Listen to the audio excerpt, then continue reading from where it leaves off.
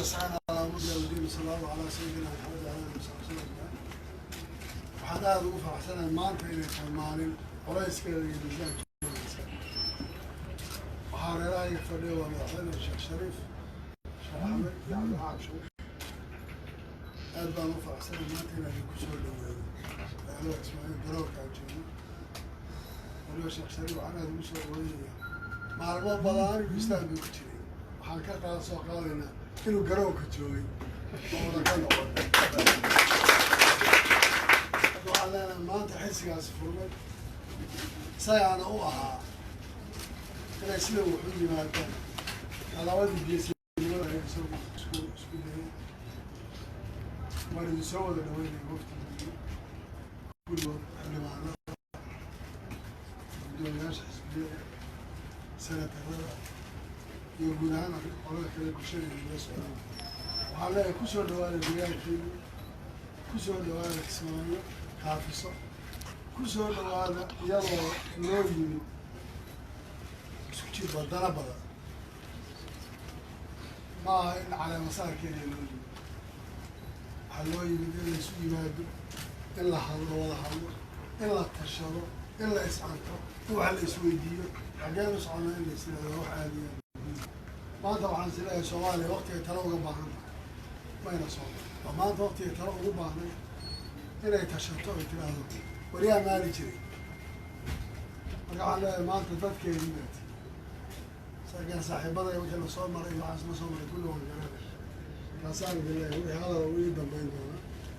madaxweyne sheekh shariif kusoo dhawey halka cabdilxaamid kusoo dhawey aad baa idinka halkaas waxaan u sheegay waad mahadsantihin salaamu calaykum hagaag markana cabdiraxmaan shakuur ayaa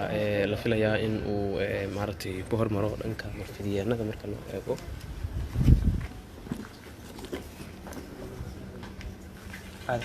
intaa ka qaadanaya hagaag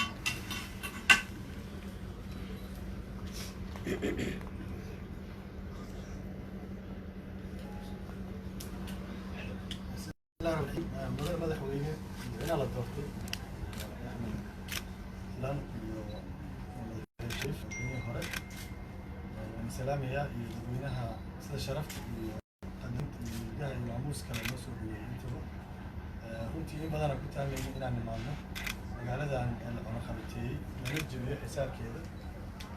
waxaan ku faraxsanahay maanta in cunaqabateyntii ay jabtay oo maaragtay dadkii dhammaan halka isku yimaadeen waana ku raacsanahay madaxweynaha waxaa la isku yimid caleemasaar keliya maaha siyaasadda soomaaliya dadkeedii garadka ahaa ama waxgaradka ahaa ama wax ka soo maray ama wax ka soo qabtay oo dhanaa isku yimid waxaan rajaynaynaa marka in arrinta caleemasaar dhaafto oo wixii tala ah iyo danwadaag soomaali ku saabsan aayaheeda iyo masiirkeeda meesha ay maraysana maanta ka dhacaysana waa loo jeedaa waxaan rabna marka horaan u bilownay soomaali hore u soo waday in aayaheeda ay gudaha uga tashato meesha iyo dalka banaankiisa ay la tashan jirtay hadday marka magaalada kismaayo maanta ama jubbaland ay noo martigelisay caleemasaarkii madaxweynaha iyo wadatashigii ummaddan isugu yimaadeen oo ka dhaxeeyey waa dhagax laba shimbir lagu dilay waxaan aad iyo aad u bogaadinayaa dadweynaha reer kismaayo iyo hoggaankooda oo ku adkaystay inaysan u nuglaanin xisaarka iyo cunaqabateynta looga faa'iidaystay awooddii dowladeed iyo midii qaranka intaba aad iyo aadaan u bogaadinaynaa qof kasta oo xisaarkaas dhibka weyn ka soo gaaray inay jabiyaanna waa bogaadinaynaa waa arrintaas ku adkaystay waxaan rajaynaynaa talo toosan iyo mid maaragtay iyo waxgarada intaba ilaah yidhaahdo in meeshaan ay ka soo baxdo haddii loo dhammaado caleemasaarka nebigan wuxuu yidhi unsur akhaaka daaliman oo madluuma marka nimankaa walaalaheena talada hayana inaan sidii gacmaha loo qabo lahaa ayagaan u gargaaraynaa sidii gacmaha loo qabo lahaa inaan ka wada shaqeyno iyada nafteedana meesha jirta waa mahadsantihiin asalaamu calaykum hagaag markana waa dhanka madaxweyne sheekh shariif sheekh axmed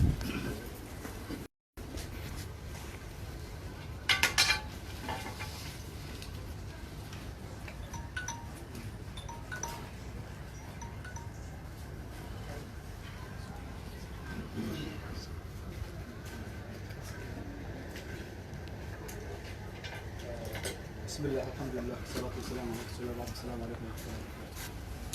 ولكن وحنا في المدينة كان معنا تشكر جميع حزب الله شريف حسن يا كريم حجم أنا بشرف شرف إنه الدكتور سوق بيش مناسبة هذه أنا كم هذا بيجي من سوريا الرست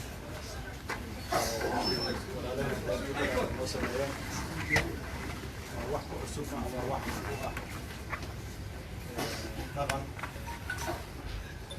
markii ugu horreysay ma aha insha allah markii ugu dambeysay ma naga doonto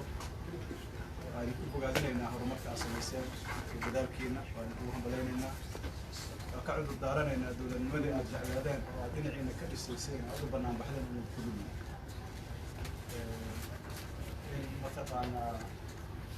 waxaa laga shaqaynaya in dowladnimada cadaaladdeeda cid walba ay gaarto maanta waxaa nasiib daraa cadaalad darradooda meel walba inay gaarto